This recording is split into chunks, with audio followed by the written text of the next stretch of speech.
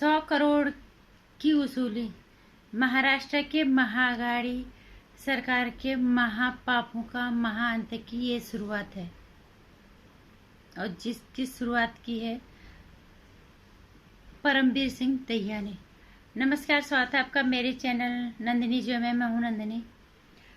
महाराष्ट्र सरकार की महाराष्ट्र की महाआघाड़ी सरकार कांग्रेस समर्थित जो है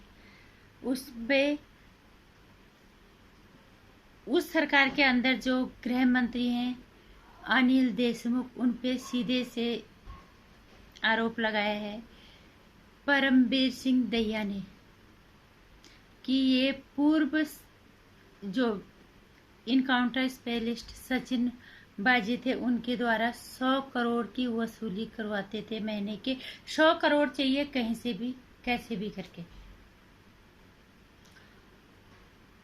परमवीर सिंह दहिया एक पुलिस कमिश्नर, कोई छोटा मोटा पद नहीं होता।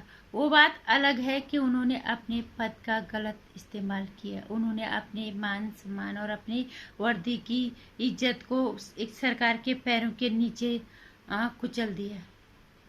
ऐसा करके उन्होंने सिर्फ खुद का ही नहीं, देश भारत के कानून और भारत की वर्दी का भी उन्होंने अपमान किया। सजा तो उनको भी मिलनी चाहिए। और परमवीर सिंह दहिया ने महाराष्ट्र सरकार के पहिए को जो है पटरी से नीचे लटका दिया। लटका नहीं था, जब परमवीर सिंह दहिया ने महाराष्ट्र सरकार के हर अपराधों में शामिल हुए, उनको बचाया, हर जगह अपराधों को बचाया और इतनी गालियां खाई। सबसे ज्यादा गालियां परमवीर सिंह दहिया को पड़ी हैं जनता की वजह से। और जब इस पे आई, लोगों ने इसको गालियां दी, इस पे जान पे आई तो इसका साथ इन्होंने नहीं दिया, तो उसने तो लटका नहीं था और उसके अंदर का धैर्य जवाब दे गया और उसके अंदर का ज्वालामुखी फूट गया। उसने साफ बोल दिया कि सचिन बाजे के द्वारा जो पहले इनकाउंटर स्पेशलिस्ट था 100 करोड़ की वसूली करवाते थे। जो यहाँ के गृह मंत्री हैं वो अनिल देशमुख। हालांकि उन्होंने बोला है कि मैं उस पर मानहानि का दावा करूंगा, ये तो बात की बात है, लेकिन पुलिस कमिश्नर का पद कोई छोटा नहीं होता। वो बात अलग है कि इसका उन्होंने गलत इस्तेमाल किया। उन्होंने सिर्फ अपने पद का ही गलत इस्तेमाल नहीं किया, उन्होंने भारत माता की वर्दी, भारत माता का अपमान किया, हमारे देश के कानून का अपमान किया, कि पुलिस की वर्दी का अपमान किया। उस चीज का तब उनको शायद उस चीज का आभास तक नहीं रहा होगा कि मैं क्या कर रहा हूँ। और जब लोगों ने सबसे ज्यादा गालियां, उन्होंने चाहे कुछ भी किया, गालियां किसी के इशारे पे, लेकिन गालियां सबसे ज्यादा परमवीर सिंह दहिया ने खाई हैं। उसने क्या अपनी पुलिस कमिश्नर की जिम्मेदारी को भूल के उसने सारे वो काम किए। उसने सुशांत सिंह राजपूत और दिशा सलान के बलात्कारियों को, हत्यारों को सिर्फ बचाया नहीं, उनको संरक्षण भी दिया। और सबसे बड़ी चीज, उन्होंने उनके हत्या को आत्महत्या करार दे दिया।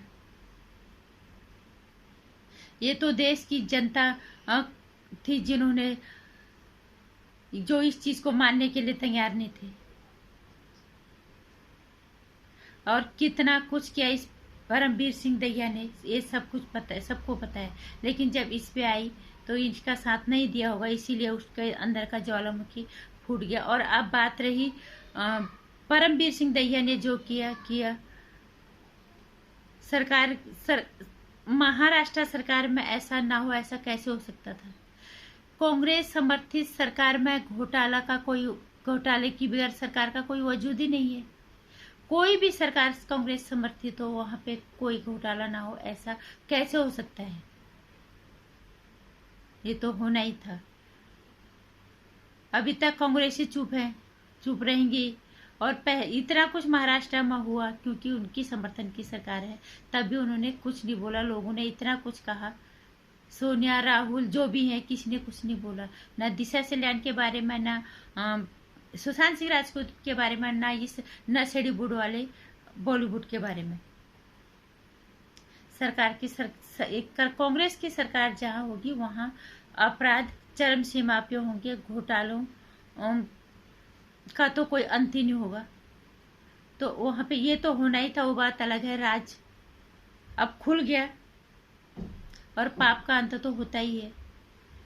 1 साल के अंदर महाराष्ट्र सरकार ने कितने पाप किए कोरोना काल से लेके अभी तक, लेकिन उसका दंड मिलने की शुरुआत हो चुकी है।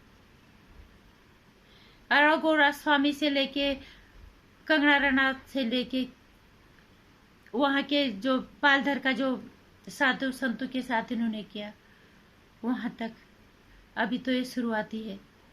ये तो लोगों के नजरों में आ गई, तो बहुत चीज ऐसी होगी जो लोगों की नजरों में नहीं आई है।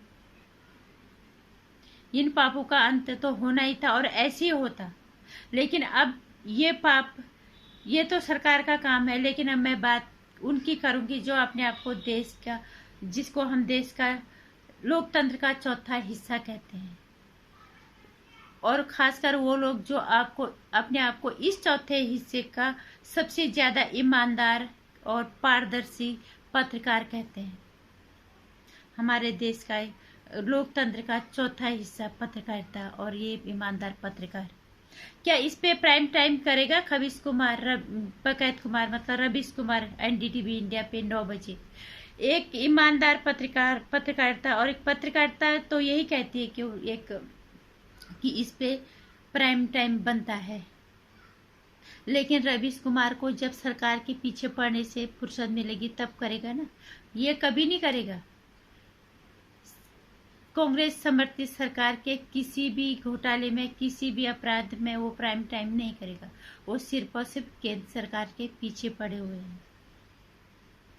ये अपने आप को ईमानदार पत्रकार कहते हैं, मैगसेसे अवार्डधारी हैं ये।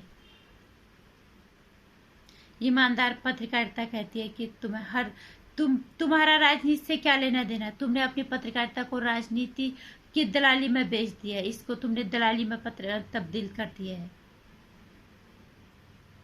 एक पत्रकार का काम होता है कि जो भी जहां पे भी गलत हो रहा है जनता को जागरूक करो, जो सही हो रहा है उससे भी जनता के सामने वो सूचना रखो।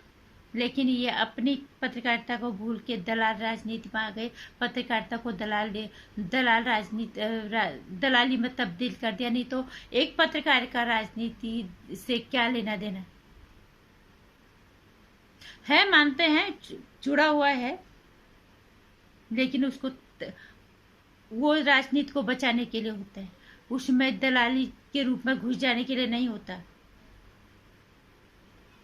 पूर्णी परसुन वाजपेयी, अभिसार शर्मा, अजीत अंजुम, और ये अपने आप को जो बहुत बड़ा यूट्यूबर कहता क्या है, लोग सब 40-45 लाख के आसपास उसके सब्सक्राइबर हैं। क्या ये इस पे बात करेंगे? ईमानदार पत्रकारिता तो यही कहती है कि इन्हें करना चाहिए। इस पे प्राइम टाइम बनता है। क्या हो रहा है महाराष्ट्र में, कितना कुछ हो गया। पूरी दुनिया, देश से दुनिया की नजर महाराष्ट्र पे 1 साल के अंदर से। और अब जो सबसे बड़ा धमाका ये हुआ है कल, इस पे क्या रवीश कुमार प्राइम टाइम करेगा? क्या ये अपने अपने चैनलों पे इसको लाएंगे? 1 करोड़ रुपए एक आम आदमी के लिए बहुत बड़ी, 100 करोड़ आम आदमी तो सोच भी नहीं सकता कि इसके कितने बैगों के अंदर आएगा। ये इसी जनता की कमाई होती है जिन्हें ये इस तरह से वसूली करके अपनी अय्याशी के लिए इस्तेमाल करते हैं, अपनी जरूरतों के लिए इस्तेमाल करते हैं। क्या यहाँ पे ये इन पत्रकारों की जिम्मेदारी नहीं बनती है कि जनता के इस पैसे को तुम और इस तरह से घोटाला करके तो ये लोगों के सामने उजागर करना, क्या ये जनता, ये इनकी जिम्मेदारी नहीं बनती है? लेकिन तब करेंगे नहीं जब इन्हें अपनी जिम्मेदारी का एहसास हो, क्योंकि इन्होंने तो अपना जमीर, अपनी आत्मा, सब कुछ बेच दिया, दांव पे लगा दिया। एक तरफ तो गोदी मीडिया कहते हैं, गोदी मीडिया चलो सरकार का ही काम करते हैं, लेकिन ये लोग क्या कर रहे हैं? ये आजकल इन एनडीटीवी इंडिया के सारे पत्रकार आजकल राहुल गांधी के पीछे साउथ में उसके 6 पैक ऐब, उसके मसल दिखाने में मशगूल है। मोदी जी के मंदिर जाने से एनडीटीवी इंडिया को दिक्कत है, इसके मसल दिखाने से उसे कोई दिक्कत नहीं है, कोई आपत्ति नहीं है। आजकल इनके पत्रकार उसके पीछे लगे हुए हैं। हम ये नहीं कह रहे मोदी जी सबसे अच्छे नेता, उनसे भी अच्छे नेता तुम सामने खड़े करो तो हम कहेंगे। तुम एक गधे को घोड़ा बनाने में अपनी तुमने जमीर, अपनी आत्मा सब कुछ बेच दिया, अपनी पत्रकारिता को दलाली में तब्दील कर दिया, अपना जमीर, अपनी आत्मा सब कुछ बेच दिया। उसके बाद तुम कहते हो हम ईमानदार पत्रकारिता करते हैं। ईमानदार पत्रकारिता हम तब कहेंगे जब आप इसको प्राइम टाइम पे लेके आओगे, इसकी तह तक जाओगे जो एक पत्रकार का काम होता है। ये क्यों हुआ, इसमें कितनी सच्चाई है। लेकिन मुझे लगता है कि अगर तुम इसे लेके भी आए प्राइम टाइम पे, तुम अपनी शैली में, अपने अंदाज में इस पे पर्दा डालने की पूरी कोशिश करोगे। लेकिन इस देश की जनता भी अब जागरूक हो चुकी है। तुम इसमें कामयाब नहीं हो पाओगे, बिल्कुल भी नहीं। और जो तुम लोग कहते ना, कोई सुनने के लिए तैयार नहीं है और कोई काम करने नहीं देता। तुम्हारी तो हम बिल्कुल नहीं सुनने वाले। सही पत्रकारिता करके दिखाओ, निश्चित रूप से सुनेंगे भी, समझेंगे भी पत्रकारिता क्या होती है। ये पत्रकारिता के लोग चौथे स्तंभ को जो तुम लोगों ने कमजोर कर दिया ना, इसका खामियाजा तुम्हें भी भुगतना पड़ेगा। इस देश को भी, इस देश की जनता को जागरूक होना पड़ेगा। और मैं हमेशा ही कहती हूँ, अगर हमारे देश में अगर अब कोई बहुत बड़ी समस्या आई, हमारे देश किसी बहुत बड़ी मुसीबत में आप फंसा, तो देश के जो चौथा खंभा है ना, जो चौथा स्तंभ है, जिसे हम कहते हैं लोकतंत्र का चौथा स्तंभ है, इसकी वजह से आएगा। क्योंकि इसके जो कर्ता धर्ता है, इन्होंने इसको दलाली में तब्दील कर दिया, इसको जीर्ण कर दिया है। ये किसी भी हद तक जाके दलाल पत्रकारिता को बचाना चाहते हैं और लोकतंत्र के इस चौथे स्तंभ को कमजोर करने में लगे हुए हैं। और फिलहाल मैं बात करूंगी एनडीटीवी इंडिया के रवीश कुमार, ये इस पे प्राइम टाइम लाएंगे या नहीं लाएंगे? क्या बोलेंगे, ये बात की बात है। क्या बोलेंगे मुझे तो पता है, लेकिन लाएंगे या नहीं लाएंगे ये बहुत बड़ा सवाल है। और अब महाराष्ट्र में जो महाघोटाला महाघारी सरकार का हुआ है, इसका अंत तो तय है। 100 से ज्यादा पाप कर दिए तो इसकी शुरुआत कहीं से तो होनी थी। ऐसे ही सही, धीरे धीरे ही सही लोग जागरूक होंगे। ये जो 100 करोड़ महीने का, ये एक आम जनता का पैसा है, जो ये सरकार अनिल देशमुख जैसे मंत्री सरकार में बैठ के खून चूसते हैं जनता का। और तो जनता को अपनी एकजुटता दिखानी है इनके प्रति। इन पत्रकारों का जित के पीछे लगने की भी बहुत जरूरत है आम जनता को, क्योंकि इस पत्रकारिता पे आप भरोसा नहीं किया जा सकता। इसलिए जागो, उठो, एक जिम्मेदार नागरिक होने की जिम्मेदारी को निभाओ। नमस्कार। वीडियो को लाइक कर देना और ज़्यादा से शेयर कर देना। अगर पसंद आ गया ज़्यादा तो इसको सब्सक्राइब भी कर लेना, क्योंकि हमारा एक परिवार भी बढ़ेगा इसी माध्यम से। और इसे घंटे आइकन भी प्रेस कर लेना आने वाली वीडियोज़ की जानकारी के लिए।